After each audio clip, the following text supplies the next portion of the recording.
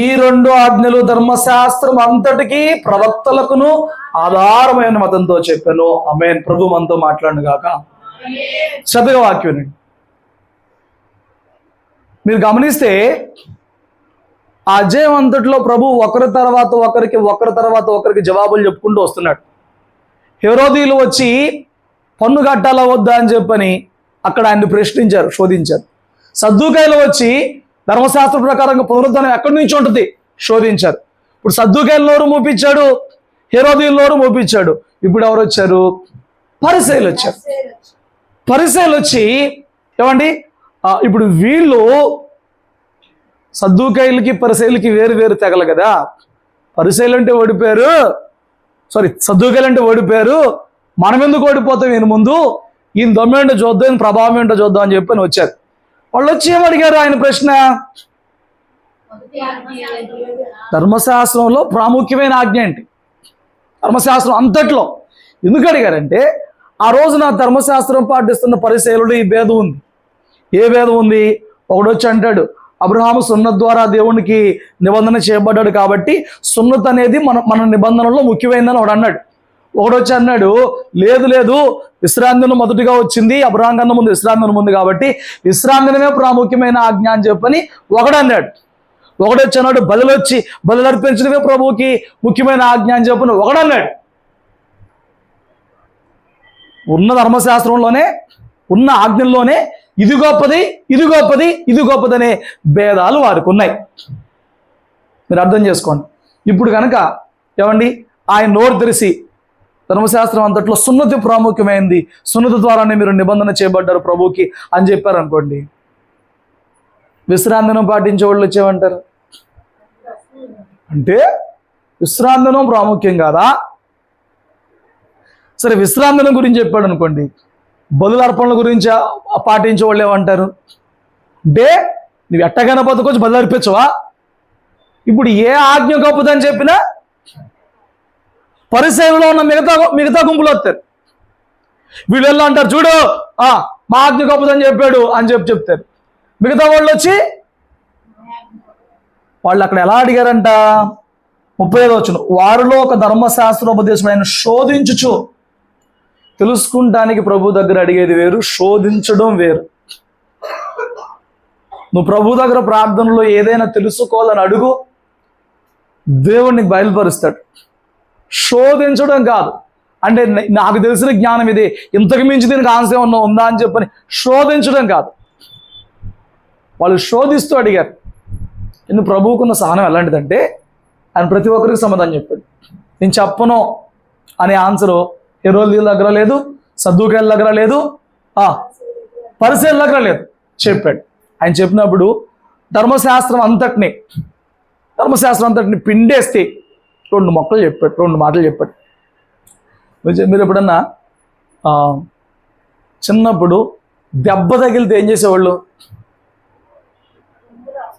అమ్మా ఇంకా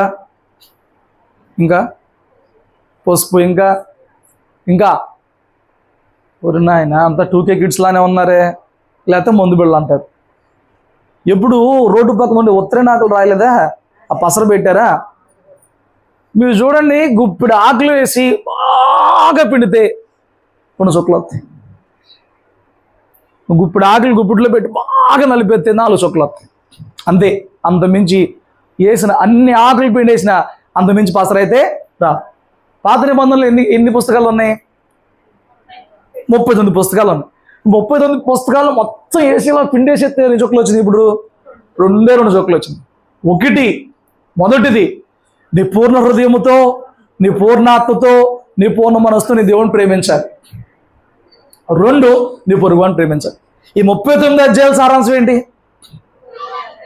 39 పుస్తకాలను పిండేసి ప్రభు చెప్పింది ఏంటి? నీ దేవుణ్ణి ఎలా ప్రేమించాలి?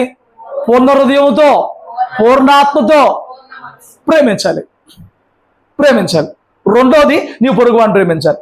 2 ఆజ్ఞలు అవుతాయో లేదో కానీ మొదటిది చూసుకుందాం. అసలు ఈ పూర్ణ హృదయముతోనూ, ఈ పూర్ణ ఆత్మతోనూ, పూర్ణ మనస్సుతోనూ దేవుణ్ణి ప్రేమించడం అంటే ఏంటి? ఎంతమంది దేవుణ్ణి ప్రేమిస్తున్నారు?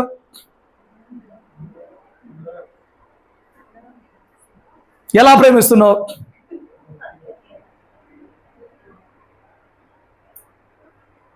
ప్రేమ ఇస్తున్నావు. ఎలా ఇస్తున్నావు? ప్రేమ ఇస్తున్నా అంటే అందులో ఏముంది? ప్రేమ ఇస్తున్నా. ప్రేమను ఎట్లా ఇస్తున్నావు?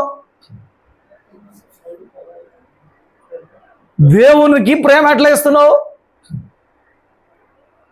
అసలు దేవుని ప్రేమిస్తున్నావా? క్రైస్తవుడైన వాడు దేవుడిని ఎందుకు ప్రేమిస్తున్నాడంట? యోహాన్ చెప్తాడు, ఒక మంచి మాట చెప్తాడు. 1 యోహాను పత్రిక 4వ అధ్యాయంలో 19వ వచనం.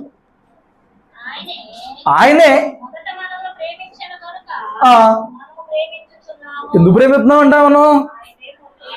ప్రేమ మనం పొందుకున్నాం. మనం ఇంకనూ పాపులమై ఉండగానే ఆయన మన కొరకు తన ప్రాణం పెట్టి తన ప్రేమను వెల్లడి చేశాడు. ప్రేమనే కోరుకునిద్దండి, ఇంకేం కోరుకోదు. ప్రేమనే కోరుకునిద్ది. ఆయన లోకంని ఎంతగానో ప్రేమించాడు. లోకం అంటే చెట్లు పొట్లు కాదు, మనుషుని. లోకం ఎంతగానో ప్రేమించాడంట. కాగా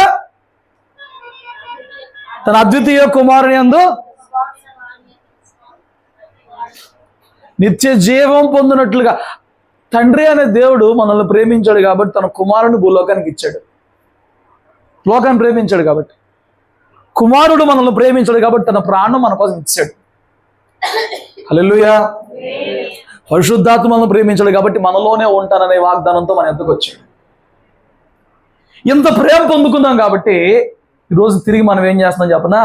దేవుణ్ణి ప్రేమిస్తున్నావు. నువ్వు భయమను భక్తను ఏదైనాను దేవుని పట్ల ఎంతో కొంత ప్రేమ ఉంది. కానీ ఉండాల్సిన ప్రేమ ఎంత, ఎలా ప్రేమించాలి అనేది అర్థం కాల మనిషికి. కొందరు ప్రేమ మొరటుగా ఉంటుంది, వాడికి అంతే ప్రేమ వ్యక్తపరచడం వచ్చాక అంత మించి రాదు.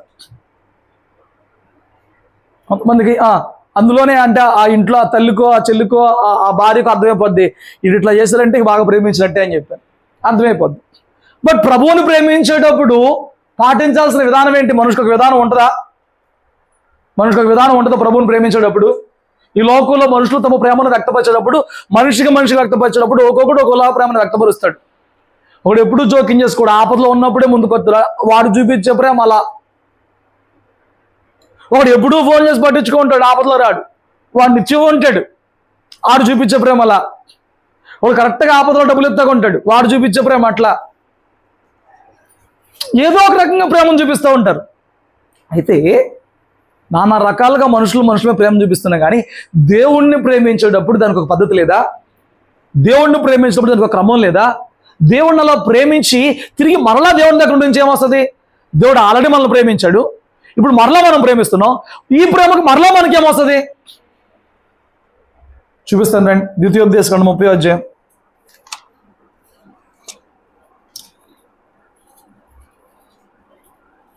9వ వచనం.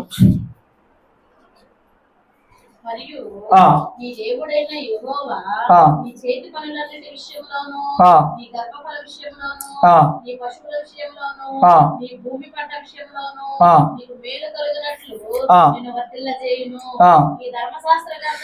ఈ ధర్మశాస్త్ర గ్రంథమందు రాయబడిన ఆయన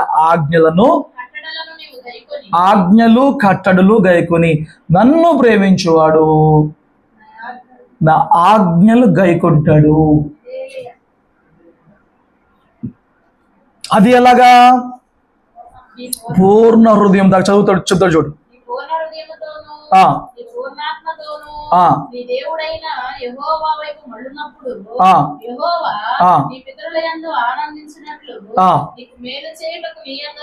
చూడండి, ఒకటి ఆజ్ఞలను కట్టడలను గైకొని నీ దేవుడైన యెహోవా మాట విని నీ పూర్ణ హృదయముతో పూర్ణ ఆత్మతో నీ దేవుడైన యెహోవా వైపు మళ్ళినప్పుడు.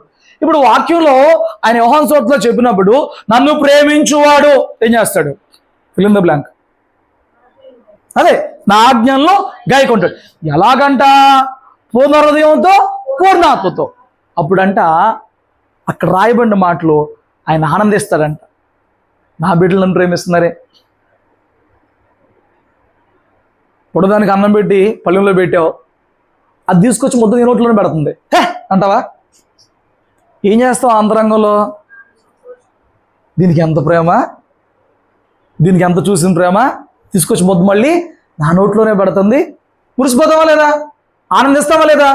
ఇక్కడ ప్రభువు ఆనందిస్తాడంట. ఎప్పుడు ఆనందిస్తాడు? ఆనందించి ఏం చేస్తాడు? మళ్ళీ అక్కడ ఉంది చూడండి, మేలు చేస్తాడంటండి. మనకు కావాల్సిందే ఉంది అక్కడ. వచ్చిందని చదివి నాకు దాన్ని పట్టుకుంటాం, దాన్ని విభజించుకుని పట్టుకుంటూ రావాలి. నీ సైడ్ నుంచి ఏమన్నాడు? ఆయన మాట విని గాయకొని పూర్ణ హృదయంతో, పూర్ణ మనసుతో, పూర్ణ ఆత్మతో ఆయన తిరిగినప్పుడు దేవుణ్ణి ప్రేమించడంలో ఒక భాగం ఏంటనంటే పూర్ణ హృదయముతో ఆయన ఆజ్ఞలను పాటించడం. ప్రేమలో భాగం ఏంటంటే ఆయన ఆజ్ఞలు పాటించావా ఆయన ప్రేమిస్తున్నట్లే. ఈ పని ఎలా చేయాలి? పూర్ణ హృదయంతో చేయాలి.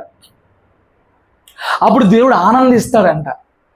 ఇప్పుడు చెప్పు, నీ యందు దేవుడు ఆనందిస్తున్నాడా?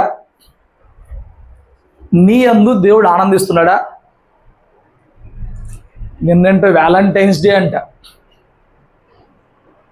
నిన్నేదో వ్యాలంటైన్స్ ఏంట్రా బాబు అంటే ప్రేమికుల రోజు అంట. ఈ లోకంలో నిజమైన ప్రేమ అనేది కూడా లేదు.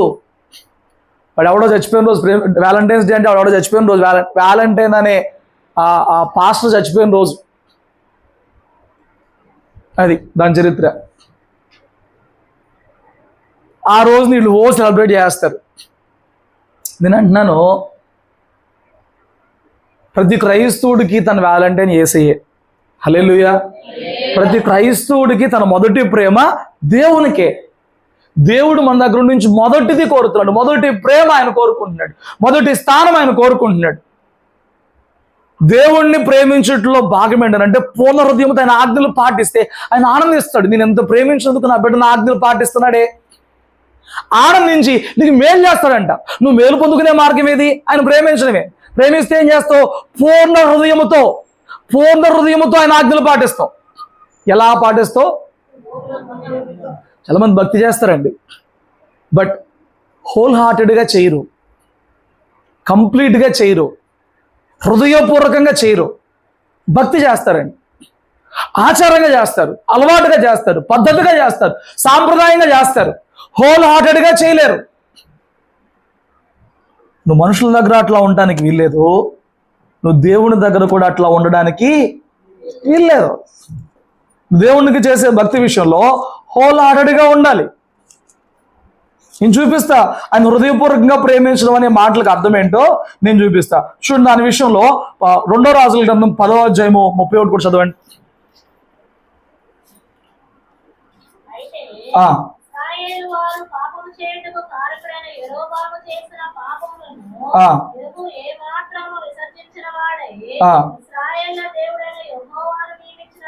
చూడండి, ఇజ్రాయేలీల దేవుడైన దొరికిందా? 31:10-31 2 రాజులు.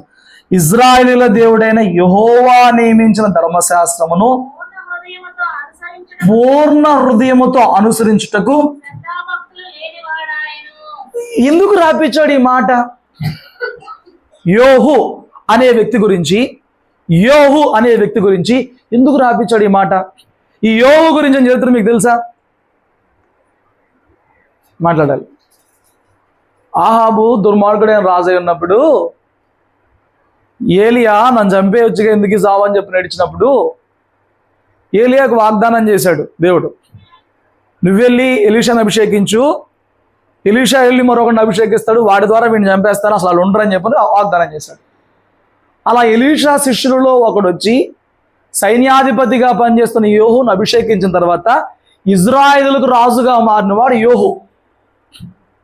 రాజవంశంలో నుంచి రాలా, సైన్యాధిపతిగా ఉన్నవాడిని ప్రతీకారం తీర్చుకోవడానికి దేవుడు ప్రవక్తను పంపి అభిషేకించిన వాడు యోహు.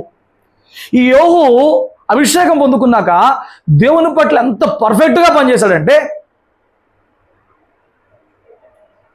నడుం బిగించుకుని సైనికులు వెనకమాలు వేసుకుని సిరియా చేతుల్లో దెబ్బతిని వచ్చిన ఆ రాజు దగ్గరికి వెళ్ళిపోయి ఇజ్రాయెల్ రాజును పలకరిస్తానికి యోధారాజు వచ్చాడు.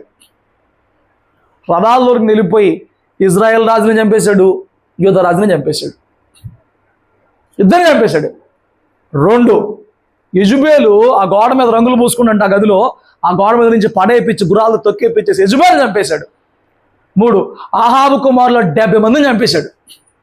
4 బయలుదేవతకి నేను ఉత్సవం చేస్తున్నాను రమ్మని చెప్పి వచ్చిన వాళ్ళందరినీ కూడా తలకెళ్ళి తెగేస్తాడు. ఇవన్నీ ఎవరి కోసం చేశాడు చెప్పనా? దేవుని చెప్పాడనే చేశాడు. అన్ని చేసి అంటే ఆ టైంలో ఉద్యోగంగా, ఆ టైంలో ఉక్రోషంతో, ఉద్రేకంతో అన్ని చేసి తన జీవితకాలం పరిశీలన చేసినప్పుడు దేవుని ధర్మశాస్త్రం అంటే ఆ టైంలో వరకు అది చేశాడు. మిగతా టైంలో, మిగతా జీవితం అంతట్లో ఇంకా దేవుని ధర్మశాస్త్రం పాటించేటప్పుడు అంట శ్రద్ధాభక్తులు లేవంటానికి ఏదో చేశాడు. ఆ పనుల వరకే కుదురుగా చేశాడు. మనలో చాలా మంది కొద్ది దినాలు, కొద్ది కాలాలు, కొద్ది పనులు దానికి రోషంగా చేస్తారు. ఎగ్జాంపుల్ 7 వారాలు, ఇక భక్తి బలం అంతా అక్కడ కనిపించింది. ఎగ్జాంపుల్ 40 రోజులు, భక్తి బలం అంతా అక్కడ కనిపించింది. ఎగ్జాంపుల్ ఇప్పుడు మీటింగ్ పెట్టామనుకో, ఈ గ్రౌండ్ అంతా ఖాళీ చేసి అసలు అంటే అమ్మో వీళ్ళకి ఎంత శ్రద్ధాభక్తులు ఉన్నాయా అన్నదో చేస్తారు. అదే శ్రద్ధాభక్తులు ప్రతిరోజు కనపడతాయా? తన అనుదిన జీవితంలో బైబిల్ చదువుకునే విషయంలో, ప్రార్థన చేసే విషయంలో, భర్తకు లోపడే విషయంలో, భార్యను ప్రేమించే విషయంలో, తల్లిదండ్రులకు విధేయత చూపించే విషయంలో, రూపాయి జాగ్రత్త అంటే మిగతా అన్ని సందర్భాల్లో అదే శ్రద్ధాభక్తులు ఉంటాయా? ఉండవు. కొన్ని సందర్భాల్లో మాత్రమే కనిపించింది.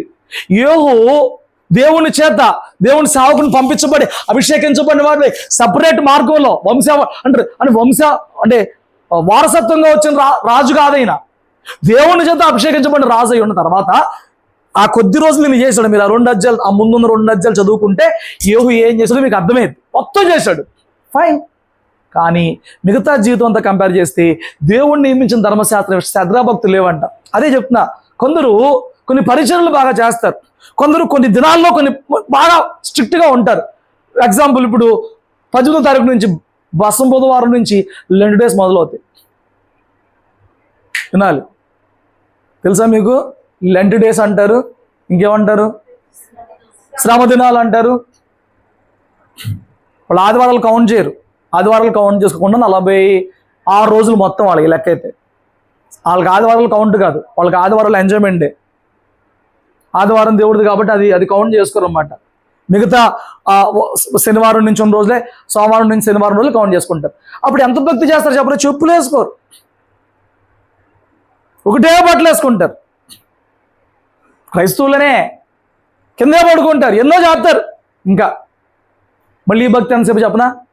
అమ్మో వీడింత భక్తి ఉందా అన్నట్టుగా చేస్తారు 40 రోజుల్లో. తర్వాత ఇప్పుడు దేవుడు 40 రోజుల్లో చేసిన కౌంట్ చేస్తాడా, అంత కౌంట్ చేస్తాడా? చెప్పాలి. ఇప్పుడు యోహు గురించి అక్కడ రాపించాడు. ఏమని రాపించాడు? ఇన్ని చేపించింది ఏది మరుగు చేయలే దేవుడు. మళ్ళీ ఇక్కడికి వచ్చేటప్పటికి ఏం రాపించాడంటే, యోహు ఆయన ధర్మశాస్త్రం విషయంలో శ్రద్ధాభక్తులు లేవంట. అంటే శ్రద్ధ లేదు. దేవుడు నాకేం చెప్తున్నాడు, అసలు దేవుడు వాక్యం ఏం చెప్తున్నాడు, శ్రద్ధ ఏం లేదు. నువ్వు ఎలాగున్నావు? దేవుణ్ణి ప్రేమించడం అంటే ఇప్పుడు చేసిన ఆరాధనలో ఉద్రేకం అయిపోవడం కాదు. ఆరాధన కూడా పర్ఫెక్ట్గా చేయాలని కాదంటలేదు. బట్ దేవుణ్ణి ప్రేమించట్లో పూర్ణ హృదయంతో ప్రేమిస్తే, ఆయన ఆజ్ఞలు గైకుంటే ఆయన ఆనందించి నీకు మేలు చేస్తాడంట. ఆనందించి మేలు చేస్తాడు. ఈ రోజున మనము ఎందుకైనా మేలు పొందుకోలేకపోతాం అంటే మొదటి ఆజ్ఞ పాటించలేకే. మొదటి ఆజ్ఞలో మొదటిది పూర్ణ హృదయంతో దేవుణ్ణి ప్రేమించలేకే. పూర్ణ హృదయంతో దేవుణ్ణి ప్రేమించడం అంటే ఏంటంటే ఆయన ఆజ్ఞలు పూర్ణంగా గైకొనడమే. నేర్చుకోవడం, గైకొనడం. వినాలి, గైకొనాలి. వినాలి, గుర్తుపెట్టుకోవాలి, గైకొనాలి.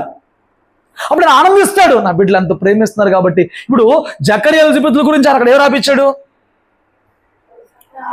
వృద్ధాప్యం వచ్చేసిన సకలమైన ఆజ్ఞల చొప్పున నా దృష్టిలో నీతిమంతులుగా ఉన్నారు. వదిలేస్తాడు దేవుడు. మిగతా వాళ్ళకి ఇచ్చిన బహుమానం లాంటిది, వారికి ఇచ్చిన బహుమానం లాంటిది. మిగతా వాళ్ళు ఎవరో, వాళ్ళ పేర్లు ఏంటో, వాళ్ళ పిల్లల పేర్లు మనకు తెలియదు.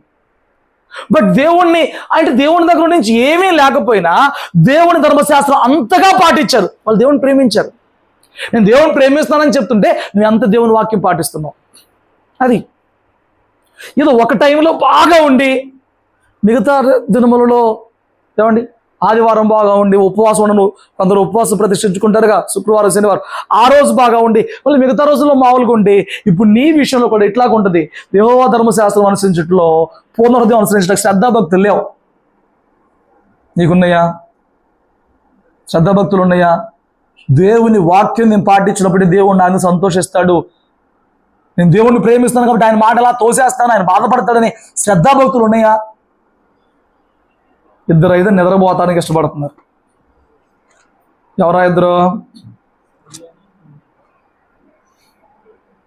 2వ దినవృత్తాంతాలు 25:2. మొహం కడుక్కొని నేను చెప్పేది ఇంకో పావుగంట అరగంట. 2వ దినవృత్తాంతాలు 25:2.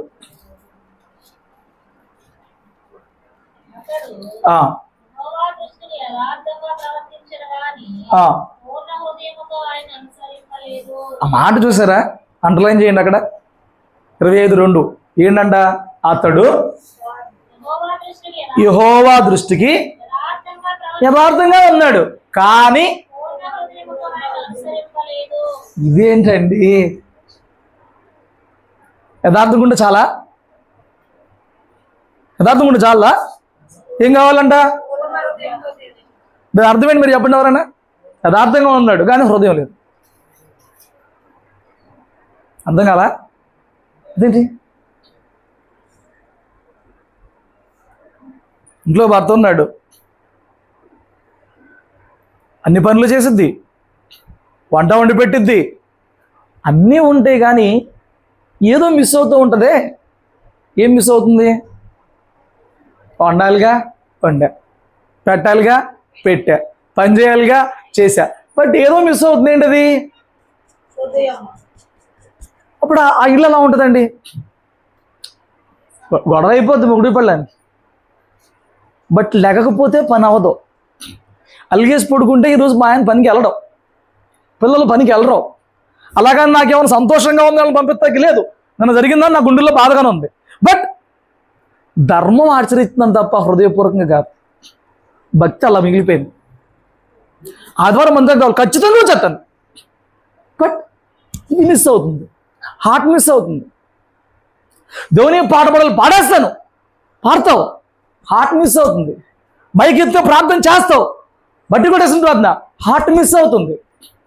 యథార్థంగా ఉన్నావు, అన్నీ యథార్థంగా చేస్తున్నావు, కానీ ఏం మిస్ అవుతుంది? రాశాడు అక్కడ. ఏ చాలదా? చాలదో.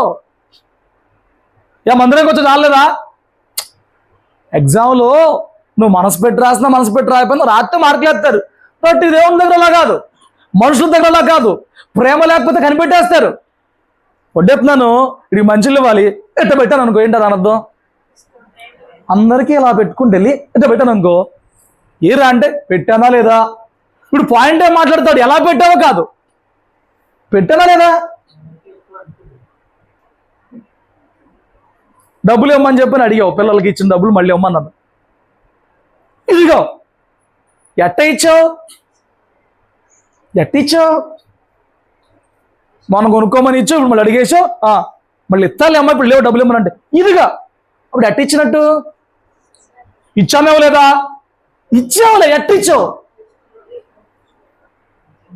అక్కడ రాశాడండి. నాకేం పని లేకపోతే సాగి చెప్తాకి. ఈ భక్తుడి గురించి చెప్పినప్పుడు, అమజ్జా గురించి చెప్పినప్పుడు అతడు యెహోవా దృష్టికి యథార్థంగానే ఉన్నాడు. ఏం మిస్ అయిందంట? పూర్ణ హృదయముతో ఆయన అనుసరించట్లేదు. మనం అందరూ అదే. ఒకటి అట్లాగే శ్రద్ధాభక్తులు లేని వాళ్ళం, ఏదో ఒక టైంలో రెచ్చిపోయి భక్తి చేసేవాళ్ళం, లేదా అన్ని యథార్థంగానే ఉంటాం, పర్ఫెక్ట్ కాపాడుకుంటాం. ఏం మిస్ అవుతుంది? హార్ట్ మిస్ అవుతుంది, హృదయం మిస్ అవుతుంది. దేవుడు ఎప్పుడు ఆనందిస్తాడో చెప్పనా? టైం టేబుల్ వేసుకుని చేసుకుంటూ వెళ్ళిపోతానో, ఏమండి మెకానికల్ లైఫ్గా ఉంటేనో ఇష్టపడ్డాం. ఇది కావాలి ఆయనకి. మెకానికల్గా కూడా చాలా చేసుకుని వెళ్ళిపోవచ్చు తెలుసా? శివయ్య గారు రాత్రి 1 గంట దాకా 2 దాకా నేను చర్చిలో ఉంచానండి. ఇప్పుడు 4ంటికి వెళ్ళి వంట చేయాలి, దానికి ఇదేమన్నా కావాలా? అవసరం లేదే. అల్గారిథం ఇక్కడ ఉంది. కళ్ళు మూసుకుని కూడా పిండినట్టు అనగలడు, నిద్రమత్తులు కూడా ఇలా అనగలడు, 2 నిమిషాలు అర్థమైపోతే ఇలా తీసేయగలడు, చేసేయగలడు కదా. దానికి ఇది కావాలా?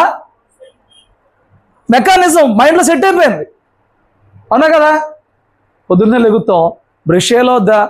దాన్ని చేయరా, దానికి ఏం కావాలి? ఆటోమేటిక్గా నిద్రమత్తులు కూడా ప్రెష్ చేసుకుంటాం. దీనికి ఏమైనా హార్ట్ అవసరమా? చేస్తావు. నీ జీవితంలో అలాంటి పనులు ఏమైనా చేసుకుంటే పని అయిపోతే చాలు. బట్ దేవుని దగ్గర ప్రార్థన చేసానా చేయలేదా? చేసేసా. బైబిల్ చదివినా చదవలేదా? చదివేశా. మందిరానికి వెళ్ళినా లేదా? వెళ్ళిపోయా. కోటానికి వెళ్ళినా లేదా? వెళ్ళిపోయా. ఏమండి? మెకానికల్. సంఘంలో ఆడంటే నాకు పడదు, వెళ్ళకపోతే పాస్టర్ గారు ఊరుకోరు. ఎలాంటి హృదయంతో వస్తావు?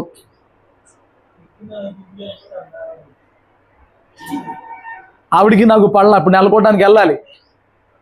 ఏమండి, వెళ్ళకపోతే వెళ్ళలేదు అనుకుంటారు. వెళ్తే మాత్రం పూర్ణ హృదయంతో కాదు, మొక్కుబడి.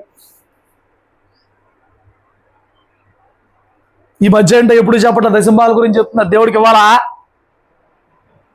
ఇచ్చేదేదో ఉత్సాహంగా ఇవ్వాలి, కానీ ఇస్తాం ఏదో మా ఆవిడ చెప్పింది, మా అబ్బాయి చెప్పాడు, ఏదో ఏం మిస్ అవుతుంది? ఏ పని చేస్తున్నా? అది ఎవరు కౌంట్ చేస్తున్నారు? నువ్వే చెప్తావు, ఏంది అనమాక, దేవుడే చెప్పాడు. ఎవరు చెప్పారు? నువ్వే అన్నీ చెప్తావు, సాగదీస్తావు. ఎక్కడ చెప్పండి, బైబిల్లో అని చెప్తున్నారు. ఏం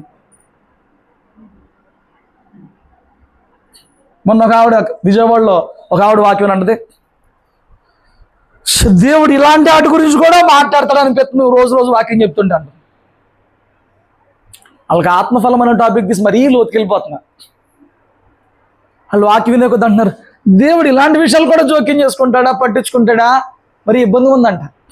అన్నీ వెళ్ళిపోతుంటే లోపల. మరి ఏమనుకున్నావు? దేవుడు అంటే ఏమనుకున్నావు? హాజరేపించుకుని వచ్చేస్తే ఉన్నావులే అమ్మ, మార్కులు శాలరీ రీచ్ అవుతాను అనుకునే దేవుడు అనుకున్నావేంటి? కాదు, అలా కాదు. ఇంకో మాట చూపిస్తాను రండి. అసలు ప్రభువుని పూర్ణ హృదయంతో సేవించేటప్పుడు మన జీవితాల్లో జరిగే ఒక ముఖ్యమైన విషయం గురించి నేను మీతో మాట్లాడాలనుకుంటున్నాను. ఏంటయ్యా ముఖ్యమైన విషయం అని అంటే, మీరు ఒకసారి 2వ రాజుల గ్రంథం 23వ అధ్యాయం తీస్తే,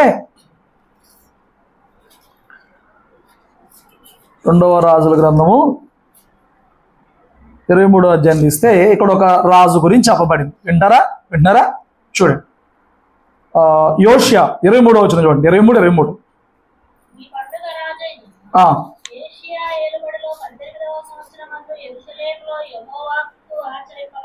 బాగుంది.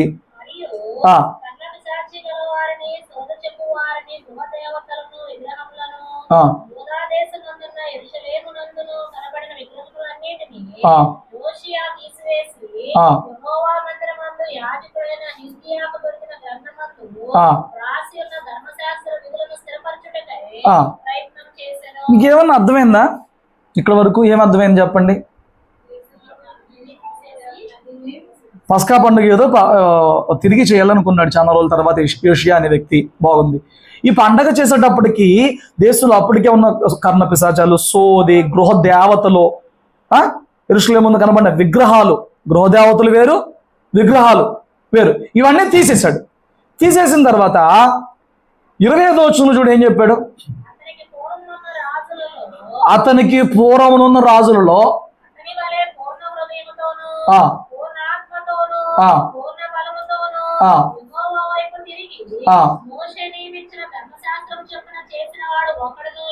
అతని తర్వాత అయినను అతను వంటివాడు లేడు. ఇప్పుడు నువ్వు అర్థం చేసుకో, ఏమి చేశాడని ఇతని గురించి, యోహు గురించి చెప్పారు ఈ మాట.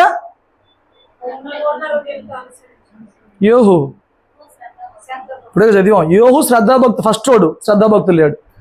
ఇంకోటి గురించి చెప్పాం, వాడు చేశాడు కానీ ఏం మిస్, హార్ట్ మిస్ అయింది. ఇది రాజులు అందరినీ చూడండి, వాళ్ళ సాక్ష్యం దేవుడు కంప్లీట్ చేసేటప్పటికి, వాళ్ళ ముగింపుకి వచ్చేటప్పటికి వాడి బతికి ఎలాగుందని చెప్పిన ఆయన ఇలాగే చెప్తాడు. పూర్ణ హృదయంతో వెంబడించలేదు, ఇలాగే వాళ్ళ జీవితాన్ని ఇస్తాడనమాట. అర్థం చేసుకుందాం. యోహు శ్రద్ధాభక్తులు లేవు. ఏదో అప్పుడు చేశాడు భక్తి, మిగతా రోజుల్లో శ్రద్ధాభక్తులు లేవు. అమధ్య భక్తి చేశాడు కానీ హార్ట్ లేదు. ఇప్పుడు యోషియా అనే వ్యక్తి భక్తి చేశాడు. ఈ వ్యక్తి గురించి రాయబడింది బైబిల్ ఏంటంటే, ఇంతకు ముందు ఇట్టెవడో చేయలా, అతని తర్వాత అలాగెవడో చేయలా, అంతగా హృదయంతో దేవుని ప్రేమించాడు. అంటే ఏం చేశాడు అయ్యానంటే, నువ్వు ఈ రోజున నిజంగా హృదయపూర్వకంగా దేవుణ్ణి ప్రేమిస్తున్న వ్యక్తివైతే దేవుని ఆజ్ఞ పాటించడానికి మొదట ఏమి విసర్జించాలి అవి విసర్జించుకుంటూ, దేవుడికి ఇష్టం లేనివేమిటో వాటిని దూరం చేసుకుంటూ, వేటిని విడిచిపెట్టాలో వాటిని విడిచిపెట్టుకుంటూ దేవుని వెంబడిస్తావు. అది పూర్ణ హృదయంతో సేవించడం అంటే. హల్లెలూయా. నీకు అర్థమైందా? మన బాప్తి ఏంట్రా అంటే భక్తి చేస్తాం, పాపిష్ పనులు చేసేస్తాం, అంటే అన్ని కలగా పులగం బ్యాచ్లా ఉంటాం. బట్ ఇక్కడ క్లియర్ ఏంటి, నేను దేశంలో పస్కా పండుగ ఆచరిస్తున్నాను, దేవునిది ఈ పస్కా పండుగ ఆచరిస్తున్నాను. ఈ దేశంలో ధర్మశాస్త్రం ప్రకారము మరి ఏ దేవుని ఆరాధన జరగకూడదు కాబట్టి, కర్ణపిశాచాల సోది నా దేవునికి విరుద్ధం కాబట్టి, గృహదేవతల విగ్రహాలు నా దేవునికి విరుద్ధంగా తీసాడంతే. ఆ ఒక్కరోజే భక్తి చేశాడంట? తన జీవిత కాలం గురించి వచ్చిన సాక్ష్యం ఏంటంటే తన పూర్వీకుల్లో కానీ తన తర్వాత తరంలోనే కానీ అతని వంటి వాడెవడు కూడా లేడు. అతనిలాగా పునరుద్ధరణతో సేవించిన వాడు ఎవడు కూడా లేడు. దేవుణ్ణి ప్రేమించిన వాడు ఎవడు కూడా లేడు. నేనంట ఈ 3 కేటగిరీల్లో మనం ఎక్కడున్నాం? ఎప్పుడో ఒకసారి భక్తి చేస్తాం, మిగతాప్పుడు శ్రద్ధాభక్తులు రావు, మైండ్ పని చేయదు, మైండ్ రాదు. ఇది ఒక బాబు. నిత్యం భక్తి చేస్తా కానీ హార్ట్ ఉండదు. చేస్తా, మెకానికల్గా చేస్తా, 12 గంటలకు రమ్మంటా వస్తా, పాట పాడమంటా పాడతా, నా భర్త మంచిగా ఉంటా, అన్నీ చేస్తా. ఏం మిస్ అవుతుంది? హార్ట్. దీనికి మంచి సాక్ష్యం కాదు. బట్ నీకు రావాల్సిన సాక్ష్యం ఏంటంటే నువ్వు దేవుణ్ణి పూర్ణ హృదయంతో సేవించడం కొరకు ఏవి విసర్జించి పక్కన పెట్టాలో వాటిని పెట్టి ఏవేవి పాటించాలో హోల్ హార్టెడ్గా, నా దేవుడు నన్ను ప్రేమించాడు కాబట్టి, నా దేవుడు నా కోసం మరణమైపోయాడు కాబట్టి, నా దేవుడు నాకు ఎంత గొప్ప భాగ్యం ఇచ్చాడు కాబట్టి, నా దేవుని కోసం ఇది శ్రమైన బాధైన ఏదైనా విడిచిపెట్టేస్తాను అనుకుంటూ ముందుకొస్తే ఆ వ్యక్తి పూర్ణ హృదయంతో దేవుణ్ణి సేవించిన వాడు. ఈరోజు బాధ ఏంట్రా బాబు అని చెప్పారంటే దేవుణ్ణి ప్రేమించినప్పుడు కొన్ని విడిచిపెడటానికి చాలా కష్టం అండి. నా మాట మీద జాగ్రత్త. కొన్ని విడిచిపెడటానికి మనుషులకి చాలా కష్టం. ఎందుకంటే వాళ్ళు దేవుని కన్నా వాటిని ఎక్కువ ప్రేమిస్తూ ఉంటారు. పాపము చేయొద్దని ప్రభు మనకు చెప్పాడా? మనం ఎందుకు పాపం చెయ్యం? పాపం చేయొద్దని ప్రభు మనకు చెప్పాడు కదా, ఎందుకు పాపం చేయం?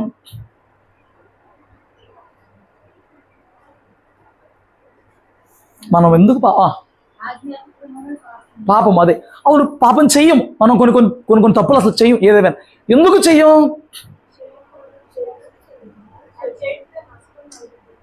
అంతే. చేస్తే దేవుడు ఏదన్నా చేసేస్తాడేమో అని తప్ప దేవుడికి ఇలా ఉంటే ఇష్టమని మాత్రం అన్నాం.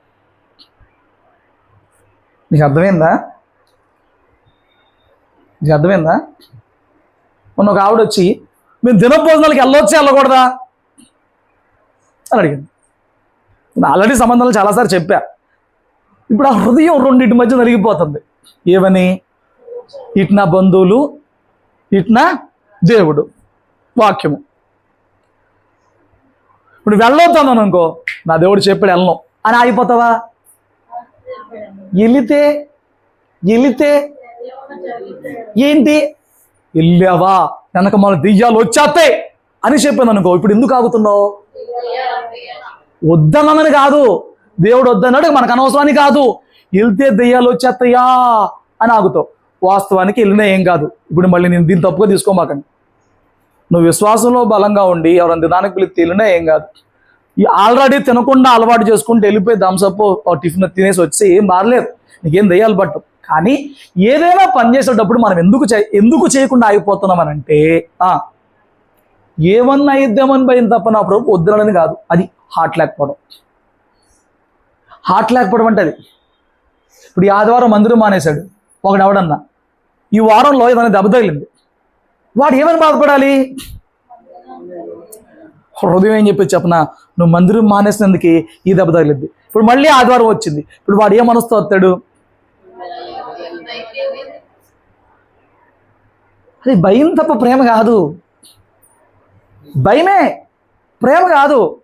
ప్రేమ అంటే నా దేవుడు చెప్పాడయ్యా అంతే. ఒక వ్యక్తికి అంట ఫస్ట్ నుంచి కిల్లి నవిలే అలవాటు ఉందంట. ప్రతిరోజు నవ్వులుకుంటూ ప్రార్థనకు వచ్చాడంట. పాస్టర్ అక్కడ నుంచున్నాడంట భోజనాల టైంలో. ఆ భోజనానికి వెళ్ళమంది నవ్వులుకుంటూ వెళ్తున్నాడంట. పాస్టర్ గారు పిలిచారండి, రా నాన్న. ఏంటి పాస్టర్ గారు అన్నాడంట. ఒరే బాబు, మన క్రైస్తవులు అట్ట కిల్లీలు తినకూడదు తెలుసా అన్నాడు. అవునా, నాకు తెలియదే అని ఊసేశాడంట. అది మొదలు మళ్ళీ ఎప్పుడూ తినలేదంట. ఎందుకు ఆపేశాడు? లివర్ పాడైపోద్దనా, డైజెషన్ పాడైపోద్దనా, హార్ట్ పాడైపోద్దనా, గొంతు క్యాన్సర్ వచ్చిద్దనా? చేయకూడదంట, చేయను. అది దేవుణ్ణి ప్రేమించడం. హల్లెలూయా. నువ్వు దేవుని ప్రేమించేటప్పుడు ఏం వద్దంటాడు, వాటిని ఇష్టపూర్వకంగా కొందరు బలవంతానికి కొట్టేసుకుంటారు.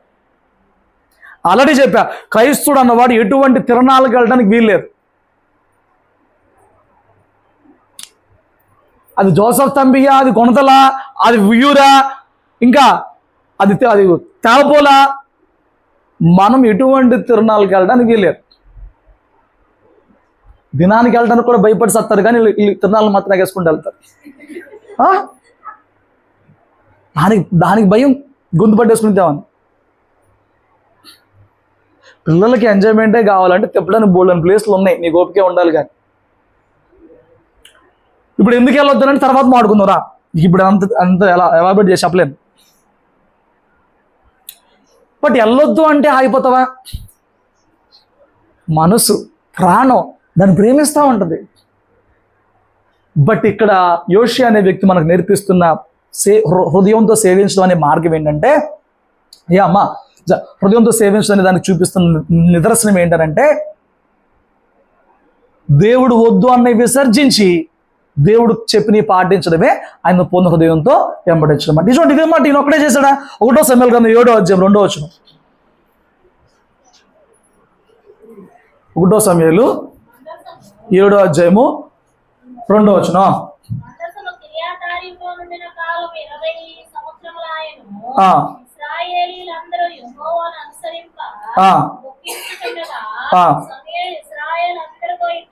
ఏనంట? పూర్ణ హృదయముతో యెహోవా యొద్దకు మళ్ళుకోండి. దానికి ఏం చెయ్యాలి? అన్య దేవతలను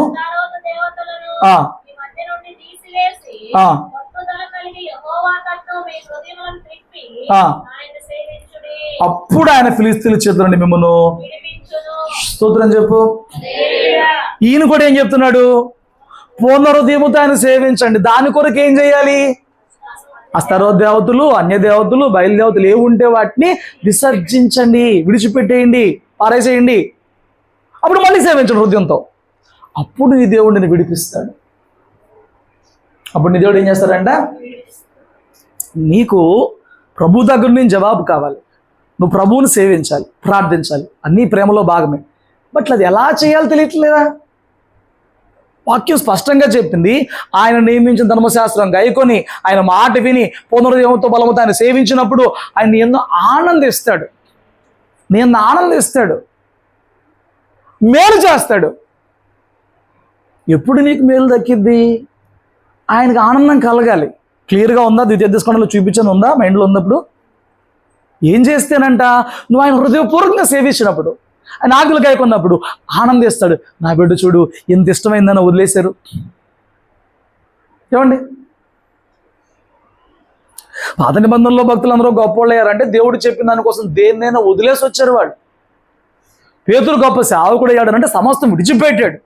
అబ్రహాం భూలోకానికి ఆశీర్వాదకరంగా మారాడంటే దేవుడు చెప్పిన అన్ని విడిచిపెట్టాడు. వాళ్ళ ఆజ్ఞలు పాటించారు, గైకొన్నారు. మన భక్తిని ఎక్కడ పెట్టుకుందాం? యెహూ భక్తితో పెట్టుకుందామా? యెహూ ఏం చేశాడంట? పూర్ణ హృదయంతో శ్రద్ధాభక్తులు లేవు. కొన్ని ఆదివారం అయ్యగారు ఏం వాక్యం చెప్పారు?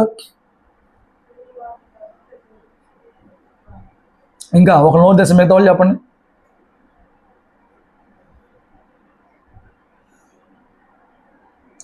పరిశుద్ధులకు ఒక్కసారి అప్పగింపబడిన సువార్త నిమిత్తం పోరాడుడి.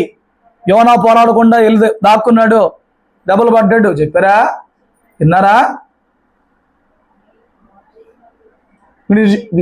విని విడిచిపోయాడు కూడా అయిపోయిందా? స్తోత్రం చెప్పు. శ్రద్ధాభక్తులు లేవు. ఎవరికి? యోహుకి. అమజ్య అనేవాడు చేశాడు, యథార్థంగా పర్ఫెక్ట్గా చేశాడు, హృదయం లేదు. యోషియా చేశాడంట, సమూయేలు చేయించాడంట. వీళ్ళు చేయించిన విధానం ఏంటి? మీరు పూర్ణ హృదయంతో దేవుని సేవించండి. దాని కొరకు ఏం చేయాలి? ఏవేవి విసర్జించాలి అవి విసర్జించేస్తే అప్పుడు ఇంకా ఎక్కువ హృదయంతో, మనలో ఏవైనా దేవునికి ఆయాస్కరమే ఉన్నప్పుడు నీలోని దేవుని పట్ల ప్రేమ ఇంకా రోజు దిగజారిపోతుంది తప్ప ఇంకా అది పెరగదు. వాటిని తీసివేసుకునే వరకు నువ్వు మళ్ళీ దేవుణ్ణి ప్రేమించలేవు. అవి నేను లోకం వైపు లాగేస్తాయి. లోకాన్ని ప్రేమించేలాగా, మనుషులలో ధనమును ప్రేమించేలాగా మార్చేస్తాయి. కానీ ధర్మశాస్త్రం మొత్తం పిండితే ఎన్ని చుక్కలు వచ్చినాయి? మొదటిది ఏంటిది? దేవుని ప్రేమించు. ఏం ప్రేమిస్తున్నావు? ప్రేమించడం అంటే ఏంటి? ప్రేమించినప్పుడు ఏం చేస్తున్నాడు ఆయన? ఏమండి, పూర్ణ హృదయముతో అనుసరించిన వాళ్ళకి ఏం జరుగుతుంది నేను కంప్లీట్ చేస్తాను. అదే సందర్భంలో పూర్ణ బలమును పూర్ణ మనసును కూడా చూసేద్దామా? టైం సరిపోద్దేమో ఇవాళకి. పూర్ణ హృదయంతోనేమో ఆజ్ఞలు పాటించాలి. చెప్పండి, పూర్ణ హృదయంతోనేమో. 2వ దినవృత్తాంతాల గ్రంథము 1వ దినవృత్తాంతాల గ్రంథం వెళ్ళండి. 13వ అధ్యాయము 8వ వచనం చూడండి.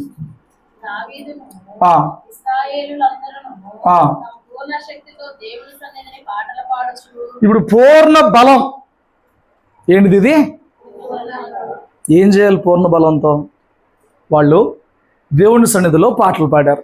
మేమేమో పాడుతున్నాం. సరే, వాళ్ళు ఎట్లా పాడారు, నువ్వు ఎట్లా పాడుతున్నావు? దావీదు ఇంకా డ్యాన్స్ చేశాడు. నేను కూర్చుని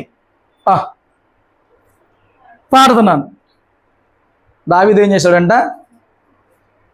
ఆ హెబ్రీ భాష గ్రీక్ భాషలో నుంచి బైబిల్ ట్రాన్స్లేట్ చేసినప్పుడు తెలుగులో దాన్ని కొంచెం దగ్గరగా రాసిన మాటలు పట్టుకుని ఎంత సావగొట్టేస్తున్నారంటే ఈ రోజున. ఆ ఎల్బీ స్టేడియాలు తీసేసుకుని నింపేసి జనాల్ని ఏమండి ఆరాధన అని ఒక పేరు పెట్టేసేసేసి, క్రీస్తులో ఆనందించడానికి ఒక పేరు పెట్టేసేసేసి, పొగలో మంటలో పొగలో డిస్కో లైట్లు సర్వం పెట్టేసేసేసి జనాల్ని ఎగురుతున్నారు. చూసారు ఎప్పుడన్నా? గెంతులేస్తున్నారు, ఎగురేస్తున్నారు. ఒకనోటి బట్టి పబ్ అంటే ఎట్లా ఉంటుందో నాకు తెలియదు, కానీ అది చూస్తుంది వేగం. అదే అనిపించింది నాకు. పూర్ణ బలముతోనే దేవుని ఆరాధన జరిగించాలి. బట్ ఎలాగా? గెంతులేస్తావా, డ్యాన్స్లు వేస్తావా, పాస్టర్ గారు స్టేజ్ మీద వీళ్ళు కింద. అక్కడ అంతా యూతే. ముసలోళ్ళు ఎగరేరుగా. ఇక ముసలోళ్ళకి కాదా సంఘం, మొత్తం యూతే ఉన్నారు. వాళ్ళు ఎంత ఎంజాయ్ చేస్తున్నారంటే, మైకిల్ జాక్సన్ కానీ ఎప్పుడన్నా ప్రోగ్రాంలు పెడతారే పాప్ సింగర్లు కానీ, వాళ్ళు పెట్టినప్పుడు వాళ్ళు పాడేలోపు వీళ్ళు ఏం చేస్తారు? కింద పాడేస్తారు. మీరు ఎప్పుడన్నా చూసారా? శాంసంగ్ కూడా ఒక సాంగ్ ఉంటుంది, ఫస్ట్ ఆఫ్ ఆల్ అని చెప్పిన ఒక పాట ఉంటుంది. పెయిన్ యు బ్రేక్ మీ ఏదో ఉంటుంది చూడండి. ఆ పాట ఆ కన్సర్ట్ ఏదో పెట్టినప్పుడు పాటని ఆ స్టేజ్ మీద వాడు ఫస్ట్ లైన్ పడతాడు, సెకండ్ లైన్ పడతారు. వాడు చరణంలో 2వ లైన్ పడతాడు, 3వ లైన్ పడేస్తాడు. నేను చూపిస్తా కావాలంటే మీకు వీడియో. అంటే ఆ లోక సంబంధమైన అందులో ఆనందిస్తారు. ఎంతమంది యూత్ ఉంటారో మీకు చూపిస్తాను తర్వాత. దాని గురించి కొన్ని మిలియన్ లైక్స్ ఉంటాయి అన్నమాట. దానికి వాళ్ళు ఎంజాయ్ చేస్తారు అన్నమాట. వీడు ఏదో పడితే అక్కడ కింద పాడుతూ ఉంటారు. ఇప్పుడు అలా తయారు చేశారు. దేవుని సన్నిధిలో పాటలు పాడాలి, పూర్ణ శక్తితోనే పాడాలి, పూర్ణ బలంతోనే పాడాలి. ఫైన్, పాడాలి, మంచిది. కానీ నా మాట పట్టుకోండి, అది దేవునికి మహిమ తెచ్చేదిగా ఉండాలి. కాన్సన్ట్రేషన్ దేవుని మీదకి వెళ్ళాలి. యెషయా చూసిన దర్శనంలో కూడా సెరాపులు అనబడి పిలువబడిన వారు, సెరాపులా కెరూబులా? కెరూబులా సెరాపులా? నేనంటే మతిమరిపోండి, మీరన్నా గుర్తుంచుకోవాలిగా. యెషయా 6లో ఏముంది? టక్కని తీలేపారు. యెషయా గ్రంథం 6వ అధ్యాయం కూడా తీలేపారు. సెరాపులేనా? అమ్మో, వీళ్ళకి యెషయా గ్రంథం లేదు బైబిల్లో. సెరాపులు ఉన్నారా? 6 రెక్కలు కలిగిన ప్రజలు, దేవదూతలు 6 రెక్కలు ఉంటాయి. జస్ట్ ఏం చెప్పా చిరాకులా చెప్పేది నువ్వు సోది కాదు. సెరాపులు ఏంటంట? సెరాపులు ఎన్ని రెక్కలు ఉంటాయంట? గోడ మీద పట్టుకొట్టేస్తాం. మళ్ళీ చెప్పేదానో మరి నువ్వు ఇటు తిరుగు మరి దాని చదువుతావేంటి అయితే అనుకోవాలా? విన్నామని లేదు. 6 రెక్కలు ఉంటాయి, కానీ వాటి మొహం మనకు అర్థం కాదు ఎలా ఉంటుందో. 2 రెక్కలతో నడుం పై నుంచి మొఖాన్ని కప్పేసుకుంటారు, 2 రెక్కలతో నడుం కింద నుంచి కాళ్ళు కప్పేసుకుంటారు, మిగతా రెక్కలు తెగురుతూ ఉంటారు.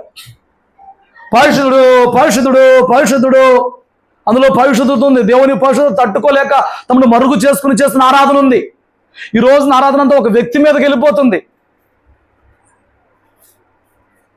ఆ మ్యూజిక్ మీదకి వెళ్ళిపోతుంది, ఆ వ్యక్తి మీదకి వెళ్ళిపోతుంది.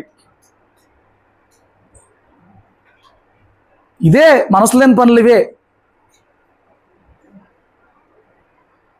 దేవుని సన్నిధిలో మనసు లేని పనులు ఇవే. ఈ మనసు ఎక్కడుంటే అసలు ఎవరి ఫోన్ పట్టించుకో, మోగితే కట్టి పక్కన పడేస్తాం. స్తోత్రం చెప్పు. వాళ్ళు ఎలాగ ఆరాధన చేశారనంటే దేవుణ్ణి తమ తమ పూర్ణ శక్తితో దేవుని పాటలు పాడారంట. నిజంగా మనం అందరం పాడితే మైక్ లేకుండా వంతు దాకా వినపడాలి, వితౌట్ మైక్. నిజంగా మనం పాడితే 3 పాటలు చాలా అలా పాడినా హృదయాలు కదులుతే మాట బయట రాదు, చేతులు కలిపితే సౌండ్ బయట రాదు. తొళ్ళ మీద పెట్టుకునే చేతులు 2 చప్పట్లు కొడతాడు ఎవడన్నా, అసలు సౌండ్ వచ్చిద్దా? ట్రై చేసి చూపించండి నాకు. అసలు 2 చేతులు ఇక్కడే ఉంటున్నాయి, ఏం కొడతారట? ఏ సౌండ్ ఏది? సౌండ్ ఏది? ఏది మామ? కొట్టు అటు కొట్టు. 2 చేతులు ఇలా పైకి తీసుకుని ఇలా కొట్టిందానికి సౌండ్ ఎంత వస్తుంది? ఈ 2 తొల మీద కొందరైతే ఇంతే. నువ్వు నాకేమన్నా చెప్తున్నావా? నువ్వు నాకు చేస్తున్నావా ఆరాధన? పైకి ఈ 2 చేతులు పైకి రావు, ఇలా గాల్లో చక్కగా ఆడవు. ఏమండి, నేను మొన్న పెట్టే గ్రూపులో నాకు అది నా జీవితకాల ఆశ, అట్ట ఆరాధన చేస్తే ఒక్క రోజున చూద్దామని.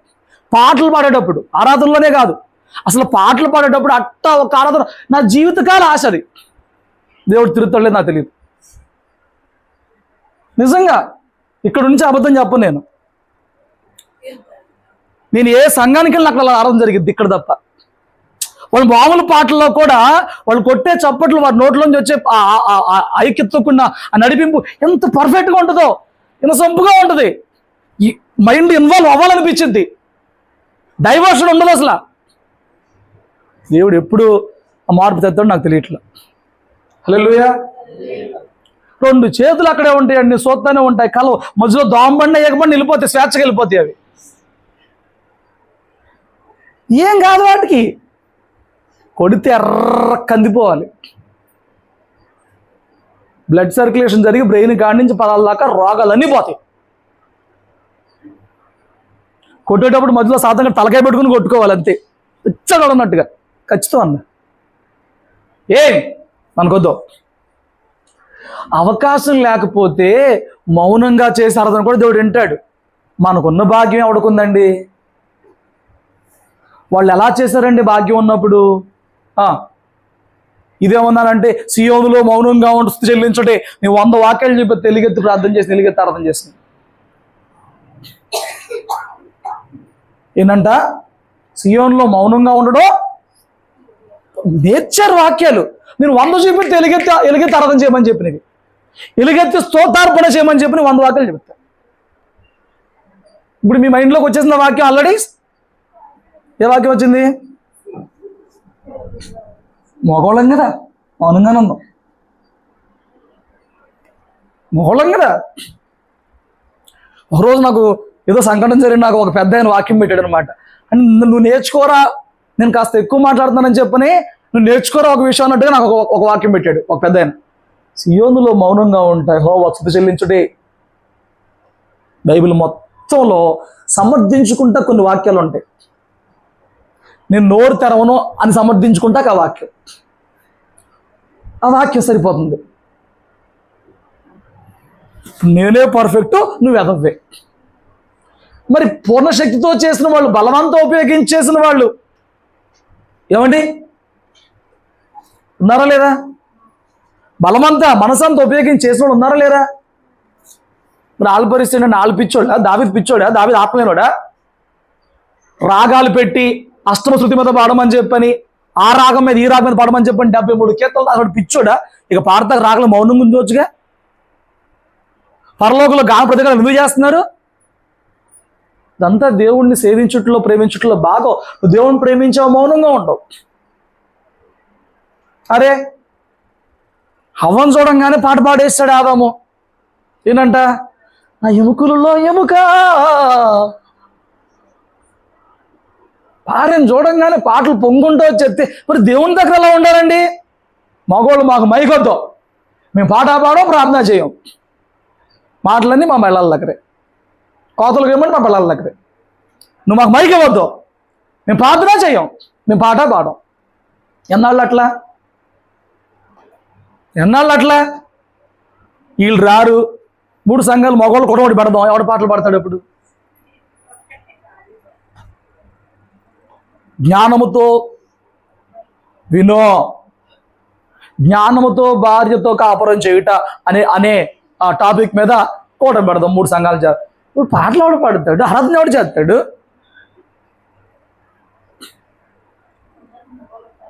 కీర్తనలు రాసినోడు ఆడోడా? కీర్తనలు రాసిన వాళ్ళు ఎవరన్నా ఒకళ్ళు ఉన్నారు లేడీస్, రాసిన వాళ్ళు అందరూ జెంట్సేనా? ఇప్పుడు మొత్తం వయసు వరుస అయిపోయింది. చిన్న పాడు బాబురావు గారు పాడేవాళ్ళు అండి, హార్ట్ పేషెంట్ అవి కూడా. ఇంకా తర్వాత ఎవరు కనపట్ల.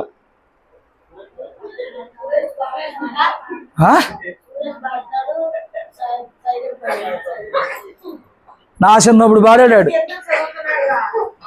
కీర్తనలు పాటలు పాడడం గురించి చెప్తున్నా నేను. ఆడు కీర్తనలు చదవరా అని చెప్పండి, సంవత్సరం తెప్పించుకున్నాడు ఆడు. నువ్వు చెప్తున్నావు ఆడు గురించి నాకు.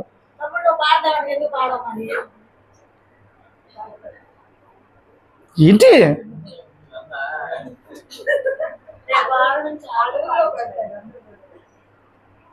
సురేష్ అన్న పాడుతున్నాడు కదా అంటే ఆయన స్టిఫ్నీ టైర్ లాగా ఈ టైర్ పగిలిపోతే ఆ టైరు అది రెగ్యులర్ వాడుకోలేదు కాదు, అది రెగ్యులర్ టైర్ కాదు, స్టిఫ్నీ టైర్. ఈ పగిలిపోతే ఇది అవ్వకపోతే అది అట్ట ఉంది వ్యవహారం. స్తోత్రం చెప్పు. ఇప్పుడు ఏం చెప్పాను? పొగిడాను తగ్గించానా? ఎక్కడ పొగిడాను?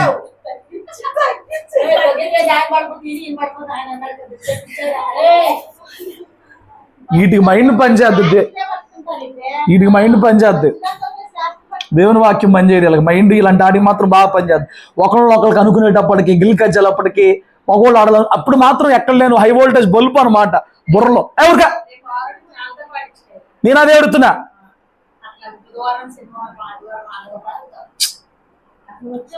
మీరు అతి మాట్లాడుతున్నారు ఆపండి. సో ఇక్కడ పూర్ణ శక్తితో ఉండాలి. ఎలా ఉండాలండి? ఇదే 2 దినవృత్తాంతాలు 15 ఒకసారి తీయండి. ఇంకొక వచ్చిన చెప్పాల్సినవి ఉన్నాయి. 15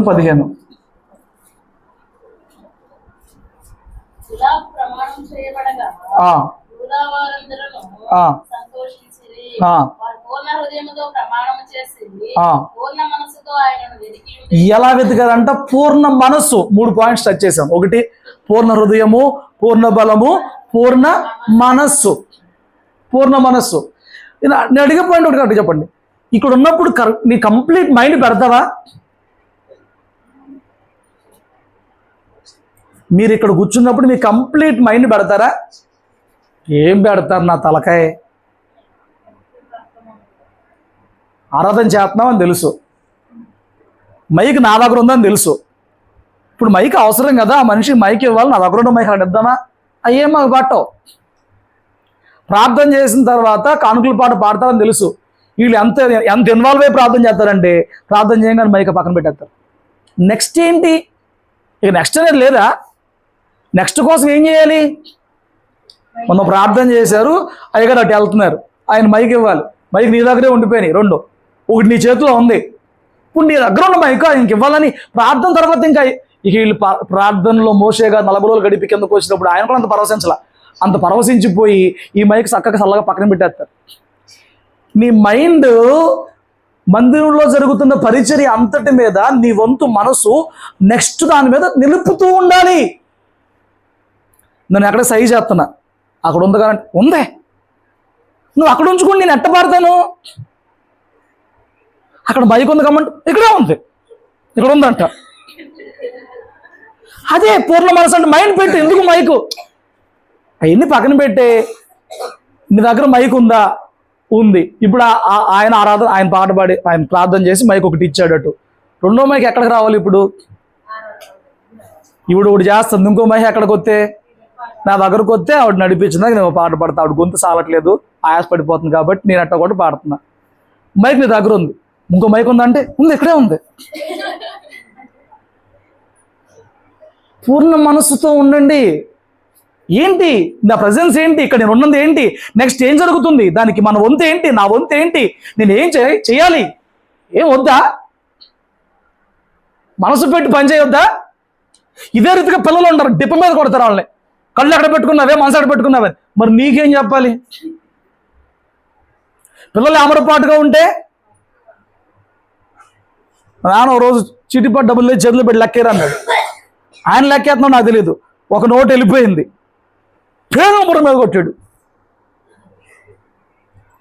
బిడ్డలకు నేర్పించుకునేటప్పుడు యామరపాటు వద్దని వాళ్ళు అంత జాగ్రత్తగా పెడితే, దేవుని బిడ్డల మీద మనం దేవుని సందులో ప్రతి విషయము కూడా ఎంత జాగ్రత్తగా ఉండాలండి, అంత అందుబాటులో ఉండాలండి, ఎంత చురుకుగా ఉండాలండి. చురుగ్గా ఉండటం గొప్ప భాగ్యం కాదా? నీ మైండ్ చురుగ్గా ఉండదా? స్తోత్రం చెప్పు. నీ మనసు ఏది, ఎక్కడుంది? నీ మైండ్ అంతా ఎక్కడుంది? రొయ్యలా, చేపలా, అక్కడ ఉందా మైండ్? ఏంటి నీ మైండ్ ఎక్కడ ఉంటుంది? నేను ఎప్పుడు గమనిస్తానండి మందిరంలో. ఆ నెక్స్ట్ ఏం జరగాలో, దానికోసం ఏమన్నా అందుకోవాలో, ఏమన్నా చెయ్యాలో, ఏమన్నా చెందాలో తెలియదు. పాస్టర్ గారు వస్తారని తెలుసు. ఇక్కడికి వచ్చి నాకు, అయ్యా సురేష, అయ్యా కొంచెం పాల ప్యాకెట్ తెచ్చిపెట్టు, పంచదార కూడా తెచ్చిపెట్టు. అన్నను మనం ఒక ఆరాధనకు వచ్చేటప్పుడు నీ మనసుతో సిద్ధపడాలి అన్ని రీతిలుగా, అన్నిటికీ. హల్లెలూయా. దేవుణ్ణి వెతికేటప్పుడు మనసు పనిచేయాలి, దేవుని మందిరంలో మనసు పనిచేయాలి, నీ పనిలో పనిచేయాలి. అమరపాటు ఎక్కడో ఉంటారు, ఇవి లేదు. హల్లెలూయా. ఇంకొక 2 వచనాలు దయచేసి వినండి, ముగిస్తాను, సమయం చాలా అయిపోవచ్చింది. 1వ దినవృత్తాంతాలు 29వ అధ్యాయం. త్వరగా ఇంకొక పని చేశారు వాళ్ళు పూర్ణ మనసుతో. 29:8 నుంచి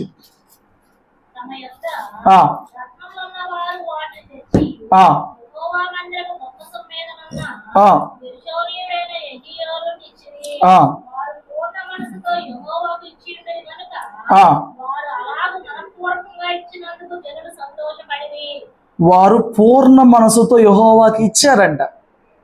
దేవునికి ఇచ్చేటప్పుడు ఎలా ఉన్నారంట? వాళ్ళు పూర్ణ మనసుతో ఇచ్చారంట. దాని గురించి దావీదు అంటాడు 14వ వచనం.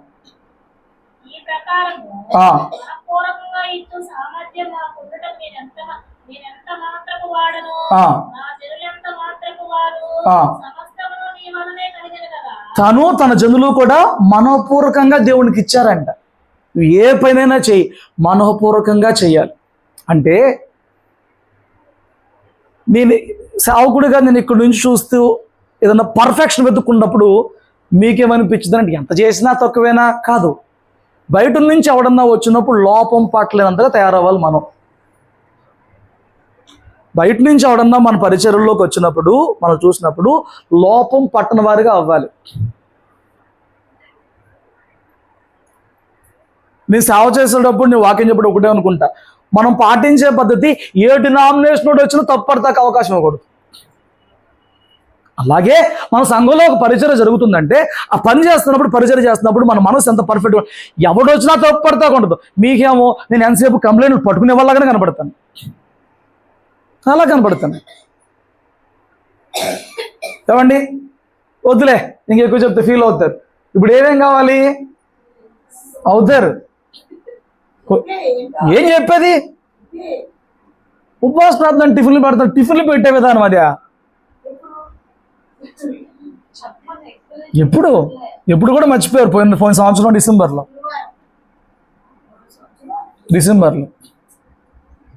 అది అట్టుంటే మైండ్లో. స్తోత్రం చెప్పు. నేను చెప్తాలే, తర్వాత మాట్లాడుకుందాం కదా, డౌట్లు ఉంటే తర్వాత. సో ఇప్పుడు ఈ 3 మనం పాటిస్తే ఏ 3 జరగాలి? పూర్ణ హృదయముతోనో, పూర్ణ శక్తితోనో, పూర్ణ మనసుతోనో దేవుణ్ణి సేవిస్తే, దేవుని ఆజ్ఞలు పాటిస్తే, ఇంటా బయట మందిరంలో కూడా దేవుని అలాగే వెంబడిస్తే జరిగేది ఏంటి అంటే, నువ్వు ఆల్రెడీ ఆయన చెప్పాడు ఒక మాట, మేలు చేస్తాడు. ఫైన్. ఇందాడు ఆయన ఒక మాట చెప్పాడు, సమయంలో ఒక మాట చెప్పాడు, మీరు వెతికితే ఆయన మీద తిరుగుతాడు. తిరుగుతాడు, విడిపిస్తాడు. ఆ మాట కూడా చెప్పాడు. చూడలేదా 7వ అధ్యాయంలో ఏమేం జరిగిద్దో చెప్పి ముగిచ్చేస్తాను. ఏంటి మన అవుట్పుట్ ఏంటి? 7వ అధ్యాయం ఏముందంట? ఆ ముందు మొక్క కూడా చదవండి. నీ పూర్ణ హృదయంతో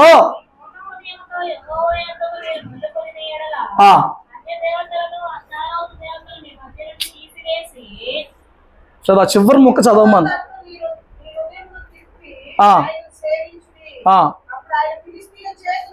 విడిపిస్తాడు. ఆ చివరి ముక్క సేవించండి, విడిపిస్తాడు. నీ పూర్ణ హృదయముతో ఈరోజు దేవుడిని సేవించడం మొదలు పెడితే దేవుడు నిన్ను ఏ సాతాను బంధకములు శోధనల నుంచి అయినా, ఎటువంటి ఇబ్బందుల నుంచి అయినా విడిపించడానికి ఆయన నువ్వు ఎందులో చిక్కుకుని పోయావో, నువ్వు పూర్ణ హృదయంతో సేవించడం మొదలు పెడితే భక్తి చేస్తున్నావు యథార్థంగా, వాడు హృదయం లేదు. భక్తి చేస్తున్నావు, శ్రద్ధాభక్తులు లేవు, హృదయం లేదు, పరీక్షించుకోవడం లేదు నువ్వు ఎలా ఉన్నావు. నీవు కనుక ఇదిగో ఈ పూర్ణ హృదయంతో సేవించడం మొదలు పెడితే ఆయన విడిపిస్తాడు. ఎందులో చిక్కుకుని పోయావు, ఏ సమస్యలో చిక్కుకుని పోయావు, ఏ మనసులో ఏ శోధనలో చిక్కుకుని పోయావు, ఏ కట్లలో చిక్కుకుని పోయావో, ఏ పదంలో చిక్కుని పోయావో, నువ్వు పూర్ణ హృదయంతో సేవించడం మొదలు పెడితే ఆయన ఏం చేస్తాడంట? విడిపిస్తాడు. నెంబర్ 2, 15వ అధ్యాయము 15వ వచనం, 2వ దినవృత్తాంతాలు చదివిందే.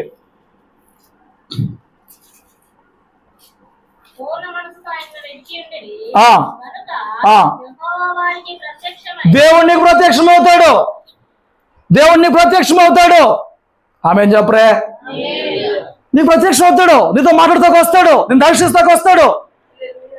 ఇప్పుడు ఇంత ఎలా చేయాలో చెప్పాను. చేస్తే ఏం కలుగుతుంది? మేలే. ఏంటా మేలు? విడిపిస్తాడు, ప్రత్యక్షం అవుతాడు. ఆమె ఇంకో మాట చెప్పాడు, నెమ్మది కలగజేస్తాడు. అక్కడే ఉంది. ఏం చేస్తాడంట? నెమ్మది ఇస్తాడు జీవితానికి, వెతికినోడికి ఇస్తాడు.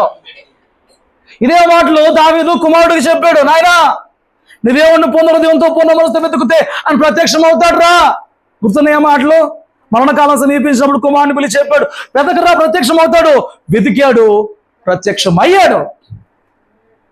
హల్లెలూయా. వెతుకు, దేవుడు నీకు ఎలా వెతకాలి? వెతుకు, ప్రత్యక్షం అవుతాడు. మాట్లాడతాడు. దేవుడు మాట్లాడతాడు. విడవలసిన విడిచిపెట్టి హృదయం పెట్టి ప్రార్థన చేయి. దేవుడు మాట్లాడతాడు. దేవుడు మాట వింటావు నువ్వు, దేవుడు ప్రత్యక్షం అవుతాడు, దేవుడు దర్శిస్తాడు. పెద్ద ఏం చేయక్కర్లా, ఇదొక్కటే చేయాల్సింది. దానికి నువ్వేమో సేవకుడు అక్కర్లా, ఏం చేయక్కర్లా. దేవుడు అందరితో మాట్లాడతాడు. ఆమె ప్రత్యక్షమవుతాడు. తర్వాత నెమ్మదినిస్తాడంట. వెతికినప్పుడు ఏం చేస్తాడండి? నెమ్మది. చాలా జీవితంలో నెమ్మది లేదు, ఆరాటం పోరాటమే, నెమ్మది లేదు బ్రతుకుల్లో. నువ్వు వెతికేలాగా దేవుడు నీకేం చేస్తాడంట? నెమ్మదినిస్తాడు. ఆమె ఇంకొక మాట ఉంది, చెప్పి ముగిస్తాను, విస్తారంగా తీయలేదు పాయింట్లు. ఒకటో రాజుల గ్రంథం 2వ అధ్యాయం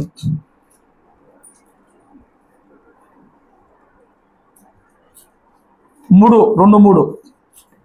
ఈ దేవుడు అని యెహోవా అప్పగించిన దాన్ని కాపాడి ఆయన మార్గం అనుసరించి నడలా, నువ్వు ఏ పని పూనుకొనను, ఎక్కడ తిరిగినను అన్నిటిలో వివేకముగా నడుచుకొందువు. ఏమవుతావంట? ఆయన మార్గం అనుసరించి నడిచినట్లా నువ్వు ఏ పని పూనుకొనినా, ఎక్కడ తిరిగినా వివేకంగా ఉంటావు. మోషే ధర్మశాస్త్రంలో రాబడిన దేవుని కట్టడలు, ఆయన నియమించిన ధర్మం అంతటిని, ఆయన న్యాయవిధులను శాసనములు గైకొనుము. ఏం చేయాలంట? గైకొనాలి. ఎలా గైకొనాలి? పూర్ణ హృదయం. అప్పుడు నీ పిల్లలు తమ ప్రవర్తన విషయంలో జాగ్రత్తగా ఉండిన ఎదుట తమ పూర్ణ హృదయముతో పూర్ణ మనసుతో సత్యం అనుసరించి నడుచుకునేలా ఇశ్రాయేలు రాజ్య సింహాసనం మీద ఆసనుడగు ఒకడు నీకు ఉండక మానడని యెహోవాను గురించి ప్రమాణము చేశాడు. నువ్వు అలాగ సేవిస్తే దేవుడు నీకు వాగ్దానం, ప్రమాణం అంటే వాగ్దానాలు చేస్తాడు. ఎగబడి కార్డులు తెస్తారే, అది ఎలా వచ్చిందంటే ప్రమాణం? పూర్ణ హృదయముతో పూర్ణ మనసుతో దేవుడిని సేవిస్తే ఆయన ప్రమాణం చేశాడంట దావీదుకి, నీ తర్వాత నీ కడుపును పుట్టేవాడు ఒకటి సింహాసనం మీద ఉంటాడని చెప్పిన నిత్యమైన వాగ్దానం. ఎందుకు చేశాడు? బెత్షెబా విషయంలో తప్పు చేసిన తర్వాత, నాతాను వచ్చి గద్దించిన తర్వాత మళ్ళీ అక్కడి నుంచి పూర్ణ హృదయంతో భక్తి చేశాడంట దావీదు.